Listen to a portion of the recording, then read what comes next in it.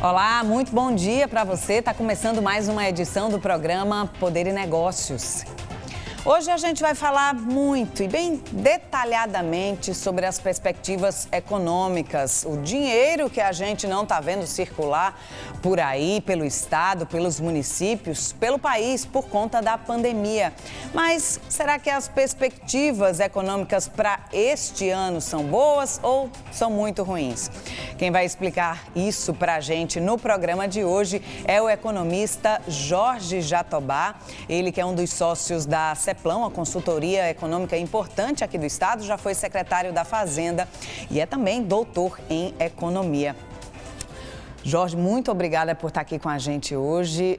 Obrigada pelo trabalho intenso, né, em prol de ajudar empresas, empresários em relação às questões econômicas.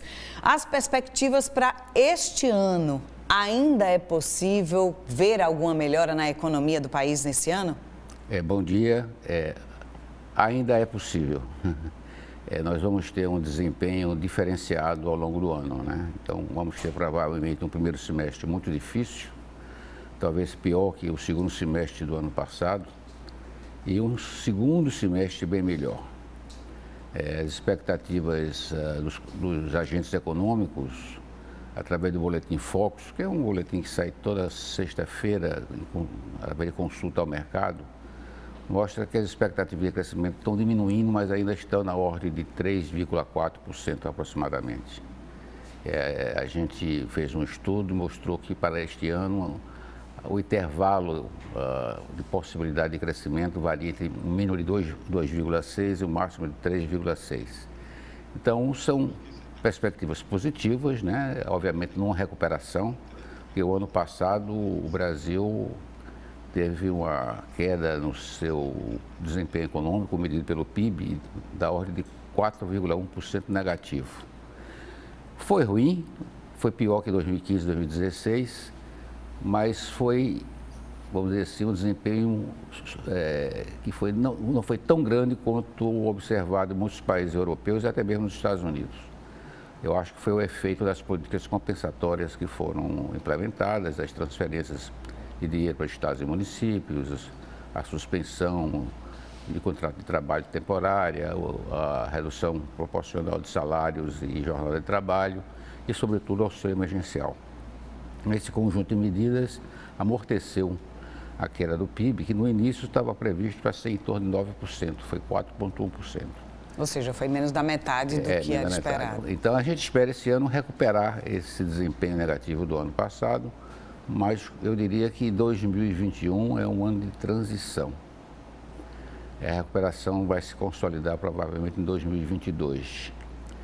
E uma coisa que é importante ser dita logo de início é que a velocidade de recuperação que nós vamos ter em 2021 vai depender fundamentalmente do ritmo de avanço da vacinação. Que está muito lento no Brasil, Exatamente. Né? Então, a gente tem um problema. A gente tem que avançar rapidamente com a vacinação. Essas alturas é uma condição econômica. Você tem que combater, obviamente, a contaminação do vírus, com medidas sanitárias, que são conhecidas de todos, e, simultaneamente, tem que intensificar a vacinação. A gente tem a capacidade de vacinar mais de 2 milhões de pessoas por dia. O SUS tem uma experiência reconhecida internacionalmente de fazer isso. Os Estados Unidos estão fazendo isso sem ter uma rede semelhante à nossa, porque os Estados Unidos não têm uma rede pública de saúde como nós temos. E se nós tivermos vacina, a gente consegue vacinar 2 milhões de pessoas por dia, como fizemos no passado com outros tipos de vacina. Então, se a gente conseguir avançar rapidamente na vacinação, também mais rapidamente será a recuperação da economia. Agora, enquanto não há essa aceleração da vacinação, como o senhor enxerga que o Brasil vai ser visto de fora por outros países que estão avançando na vacinação, que estão conseguindo controlar a pandemia ou que estão parando, mesmo agora com o ritmo mais acelerado de vacinação que o nosso? Como deve ser esse olhar externo para o Brasil diante dessa situação que a gente está montando?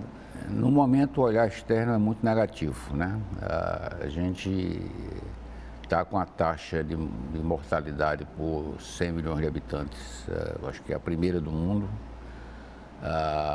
Em termos de coeficiente de vacinação, medido pelo número de pessoas vacinadas como proporção da população, está em 50º do mundo. Tem variantes circulando e tem uma falta de coordenação nacional e um negacionismo ou a negligência que, obviamente, ela transborda as fronteiras do país. Isso gera uma imagem muito negativa, né, do exterior. Eu acho que o exemplo, por incrível que pareça agora, é os Estados Unidos. Os Estados Unidos conseguiram desacelerar rapidamente o número de contaminações e de mortes por 2 fatores, basicamente. Primeiro, uma maior liderança do governo Biden, que deu o exemplo, inclusive, do uso de máscaras e de medidas sanitárias, e a intensificação da vacinação. Então, se você hoje considerar o número de pessoas nos Estados Unidos que já foram contaminadas e, portanto, tem uma imunidade assim, inata pelo fato de já sido contaminado pelo vírus, junto com aquelas pessoas que estão sendo vacinadas, você já tem mais ou menos 36% da população submetida ao vírus, o que significa que provavelmente em maio, junho, você pode alcançar a imunidade de rebanho. Então, isso significa que se você tiver um programa de vacinação combinado com um programa de controle sanitário que desacelere a disseminação do vírus, você consegue ser bem sucedido. Outro exemplo muito bom é Portugal também, né? Portugal conseguiu, estava em janeiro numa situação muito difícil.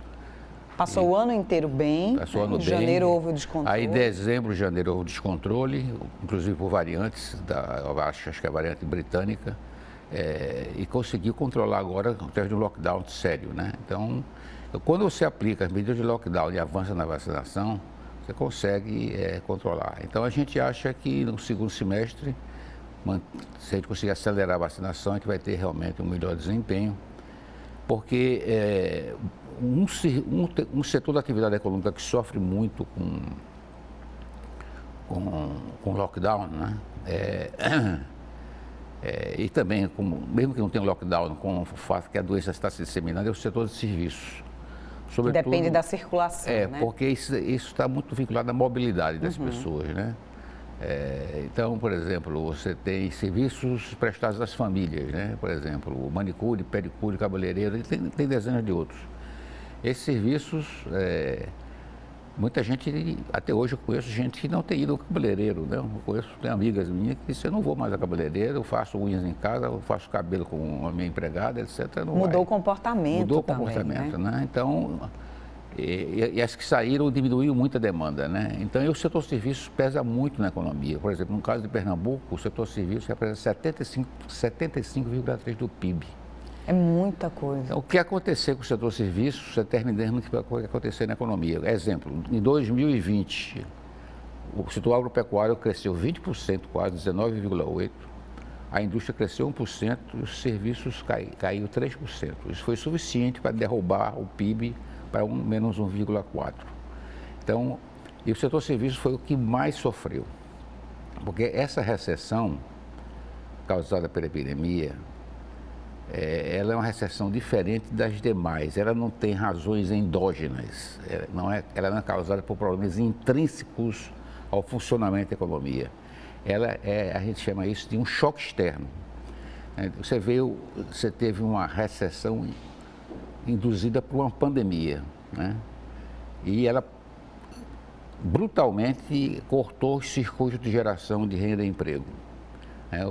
O cara que era o trabalhador informal, de repente não tinha ninguém na rua para ele vender nada, né? O trabalhador formal pode ter perdido o vínculo empregatício dele porque a demanda pelo produto do seu patrão deixou de existir. Muitos empreendedores pequenos desapareceram, né? A perda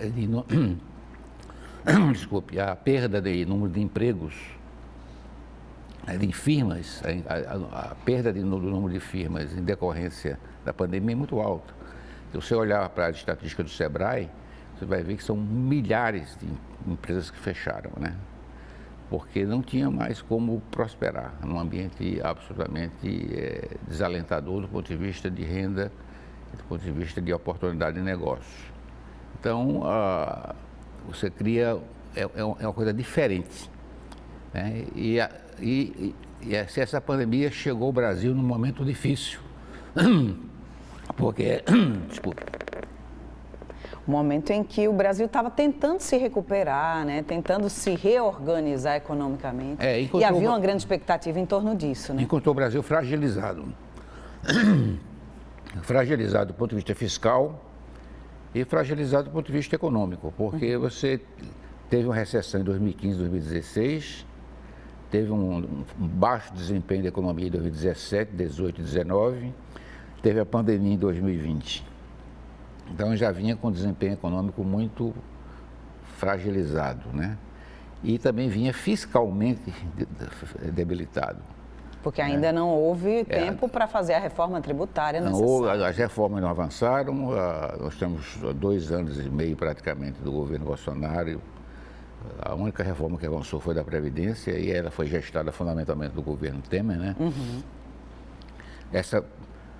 O auxílio emergencial agora foi aprovado, a PEC chamada emergencial, ela foi totalmente desidratada pelo Congresso, perdeu completamente seus instrumentos mais poderosos. Tem a cara, que eu digo, tem a cara do centrão, sabe? Pois é. Então ela não vai atender muito as necessidades do país. A reforma tributária, ontem eu já vi aí o presidente da Câmara dizer que é melhor fazer uma pequena reforma, um tipo de arremedo de reforma, e não uma reforma profunda, né?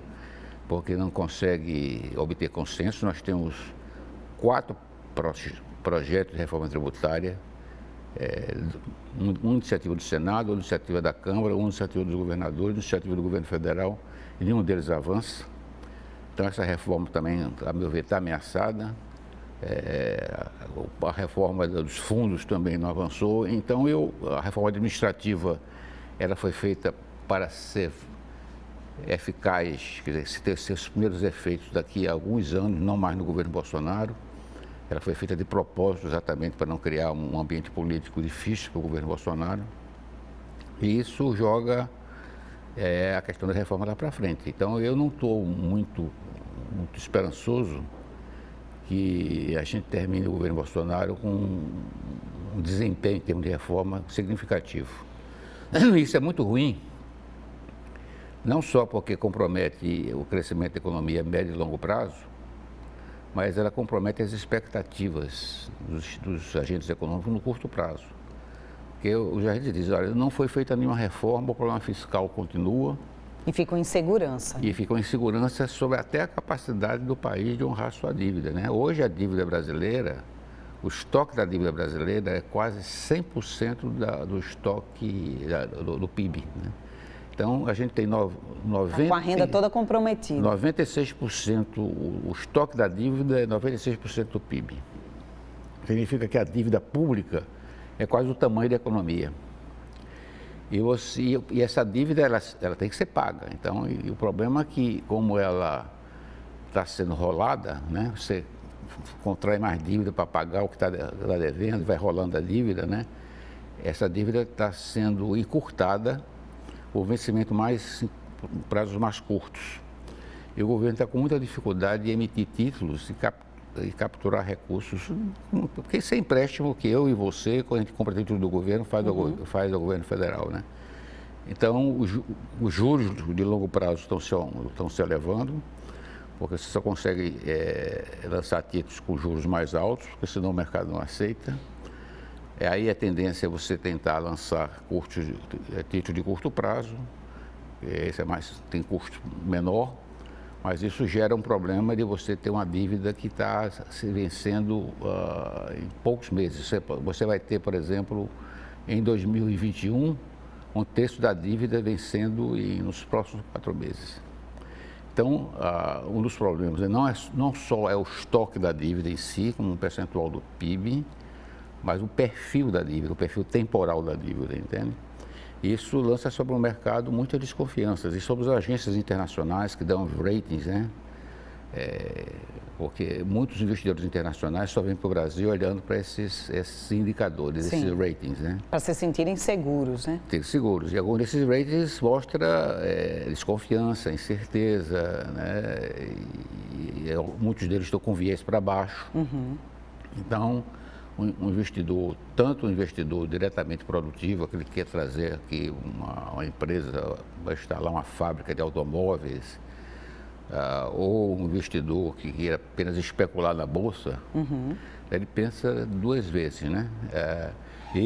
Então, isso é um problema complicado. Não fazer as reformas vai comprometer muitas expectativas.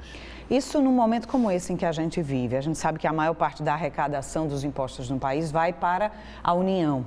E a União é quem divide, né, esses impostos para estados e municípios. Mas no momento como esse em que a gente está vivendo, a grande demanda para os serviços de saúde, por exemplo, tem sido nas cidades, né, nos estados que estão investindo, por exemplo, na abertura de leitos, na disponibilização de hospitais para atender a população. Num momento como esse, fica claro que essa divisão de impostos entre União, estados e municípios talvez não seja a ideal? Na verdade, você tem dois problemas. Você tem uma crescente concentração da arrecadação tributária na União. Muitos impostos foram criados que não são impostos compartilhados, como o PIS/COFINS, por exemplo. Que ficam só para a União. Então, compartilhados são IPI, por exemplo, que é o imposto de renda de pessoas, o imposto de renda, né? Pessoas físicas e jurídicas, né? Mas essa crescente concentração complica. Outra complicação, que é um problema sério para o Brasil, é que boa parte da nossa arrecadação ela se dá em cima de impostos indiretos. E esses impostos indiretos eles são regressivos no sentido seguinte: paga o imposto por 1 quilo de feijão uma pessoa que tem uma renda de R$45 mil por mês, e igual uma pessoa que recebe o salário mínimo, entendeu? Quer dizer, não é justo essa divisão, né? Então você tem que tornar o imposto de renda mais progressivo, tem que diminuir o peso dos impostos indiretos, tem que ter algum mecanismo para compensar a regressividade da tributação indireta, tem que repactuar aí a receita entre estados e municípios. E, sobretudo, o nosso sistema tributário ele é muito confuso, ele é muito burocrático, ele é cheio de obrigações acessórias, ele compromete uma série de recursos das empresas, com advogados, empresas de contabilidade, etc., para poder dar conta. Isso tem um custo, né? Requer muito mais investimentos das empresas. Então, além de você ter uma carga tributária alta, porque a nossa carga tributária é quase 34% a 35% do PIB, é uma carga tributária alta, tanto em termos absolutos quanto em termos relativos, né? Quando você compara com o padrão internacional, ela é alta. O que dificulta, inclusive, a atração de investimentos estrangeiros? Dificulta a atração de investimentos estrangeiros, e você tem, além de uma carga tributária que é muito alta, você tem uma incidência que é muito injusta, né? Sobre várias camadas da população. Então, você precisa realmente fazer uma reforma até para aumentar a competitividade da economia. Então, das reformas que estão pendentes, a mais importante é a tributária, a meu ver. E eu vejo com uma certa desilusão que ela não vai prosperar, porque está faltando aí um ambiente de negociação e está faltando ousadia política para fazê-la avançar. O jogo de cintura, né?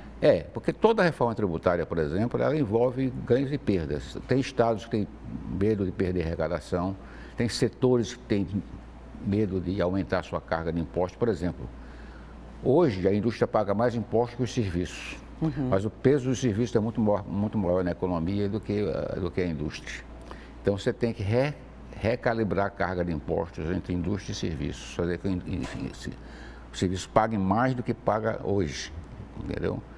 E os serviços e a indústria paguem menos do que paga hoje. Então, por exemplo, as propostas que estão no Congresso Nacional geraram uma série de reações do setor serviços. E esse manifesto, talvez suas associações, seus lobbies, etc., pressionam os deputados, e aí você fica nesse impasse e o país não avança e fica com um sistema tributário velho, caro, burocrático e que retira competitividade e é injusto. Muito difícil, né? Fazer o país andar desse jeito, né? Vamos fazer o seguinte, a gente vai para um rápido intervalo. Na volta, a gente vai continuar esse papo aqui, mas falando mais um pouco sobre as perspectivas de melhoras a partir do segundo semestre desse ano. Não sai daí que a gente volta já.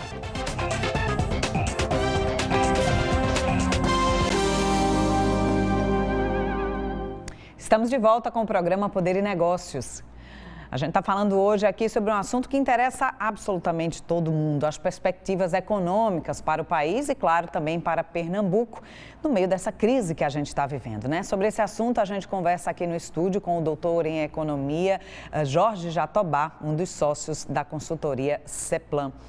Doutor Jorge, Pernambuco, como é que tem se saído no meio dessa pandemia, dessa crise, um momento muito difícil também para o Estado e, infelizmente, num momento em que está difícil para todos os estados, né? Diferente do que aconteceu no ano passado, em que a pandemia não se espalhou igualmente por todo o país, né? Pernambuco tem tido um desempenho melhor que o desempenho nacional, né? Por quê? Vou explicar por quê. Porque nós tivemos um bloco de investimentos muito importante entre 2007 e 2014, que modificou muito, inclusive, a indústria pernambucana, né? Ela modernizou-se, isso foi na área de alimentos, de bebidas, na área de petroquímica, na área automotiva, né? Com a vinda da Fiat Chrysler, etc. Então, houve um investimento considerável e o desdobramento desses investimentos ainda beneficia o Pernambuco e vai continuar beneficiando por muitos anos. Mas o peso da indústria manufatureira é pequeno no PIB, em torno de 12%, 13%, né? O maior de serviços, como o senhor já disse. O maior de serviços, como eu já disse. Então, mas a indústria tem um grande poder de encadeamento, que a gente chama para frente ou para trás, inclusive demandando muito do setor serviços, né? Tem muitos serviços de apoio administrativo às empresas e aos empresários, etc. Então, mas Pernambuco, olhando para este século, a partir de 2001, 2002, o Pernambuco vinha crescendo acima da média nacional. Isso aumentou nossa participação pequena, aumentou de 2,4 a 2,5 no PIB nacional. E nos momentos de recessão, a gente tem perdas menores que o Brasil, né? Por exemplo, foi assim em 2015, 2016. E o ano passado, enquanto o Brasil caiu 4,1%, como eu disse a você, Pernambuco caiu 1,4%. Olha, então o nosso desempenho foi um pouco melhor. Melhor. Caiu, mas não caiu. Caiu menos que o Brasil, tá certo? E, obviamente, as transferências de renda para Pernambuco, na ordem de 1,1 bilhão de reais, ajudaram. Houve um controle, uma gestão fiscal muito competente aí do governo do Estado também, que inclusive teve que fazer um ajuste, cortar custeio e realocar esses recursos para investimentos, sobretudo na área de saúde. O controle foi adequado, então? O controle foi adequado, mas Pernambuco, enquanto tem um desempenho do ponto de vista do PIB melhor que o desempenho brasileiro, tem um grande problema no mercado de trabalho. Porque essa indústria que veio é uma indústria muito intensiva em capital. Ela é indústria alta tecnologia, ela exige mão de obra mais qualificada, ela não gera muitos empregos, ela gera poucos empregos e empregos altamente qualificados. E a gente tem uma taxa de desemprego muito alta, comparado com a média nordestina e comparado com a média brasileira. E tem uma informalidade muito alta também. Então, o grande desafio de Pernambuco hoje é exatamente o mercado de trabalho. Então, você precisa melhorar o desempenho no mercado de trabalho. Agora, nós temos ativos importantes aqui na área de serviços, também exige mão de obra qualificada, e aí para você poder aumentar a oferta, você tem que aumentar muito a qualificação, treinamento e a educação, por exemplo, que é todo o ecossistema da área de tecnologia da informação e comunicação, que está capitaneada pelo Porto Digital. Forte aqui, inclusive. Você tem boas universidades no estado também, e o que está acontecendo é que está produzindo mão de obra. Você tem uma coisa que é um paradoxo. Você tem muita gente desempregada, mas se você olhar para o perfil do desempregado, em geral, ele tem baixa qualificação, e você tem uma demanda insatisfeita por postos de trabalho. Quer dizer, tem segmentos como o Porto Digital, por exemplo, que tem postos de trabalho não ocupados, porque não encontra pessoas com a qualificação para ocupar aqueles postos de trabalho. E são postos muito específicos, né? São, então tem a ver com programação, tem a ver com gestão de base de dados, tem a ver com desenvolvimento. Com desenvolvimento de sistemas, etc. Então, e você precisa fazer todo um esforço, tanto em nível médio quanto em nível superior, para gerar mão de obra qualificada. Então, você tem estrangulamentos setoriais, em que você tem uma incapacidade do segmento absorver mão de obra, porque não encontra mão de obra com a qualificação necessária, e de outro você tem um excedente de mão de obra no mercado, porque é um excedente que tem um perfil de qualificação inadequado para as demandas modernas. Então você tem um problema estrutural aí dentro, muito complicado, que é um desafio muito grande para o Estado. E, por sua vez, o Estado também precisa resolver alguns problemas, né? Por exemplo, o Estado esse ano está conseguindo, espero que tenha se consolidado isso, uma nota do Ministério da Fazenda para poder realizar investimentos. Eu estava impossibilitado de captar recursos externos para fazer investimento, né? Com essa nota melhor, pode captar empréstimos e pode investir. Esse é um ponto. E outro ponto é as reformas que têm que ser feitas na área previdenciária do Estado, porque a Previdência consome uma quantidade significativa de recursos. É uma equação difícil, né, para fazer o Estado andar. Doutor Jorge, muito obrigada. Que bom lhe ouvir, beber da sua fonte e de toda a sua experiência nesse momento tão difícil, né, para tanta gente. Obrigada. Bom dia para o senhor. Foi um prazer falar com você e sua audiência. Obrigada. A gente vai ficando por aqui. Obrigada pela sua companhia. No próximo domingo tem mais uma edição do programa Poder e Negócios, sempre às 10 horas da manhã. Bom domingo para você, então, e até a próxima.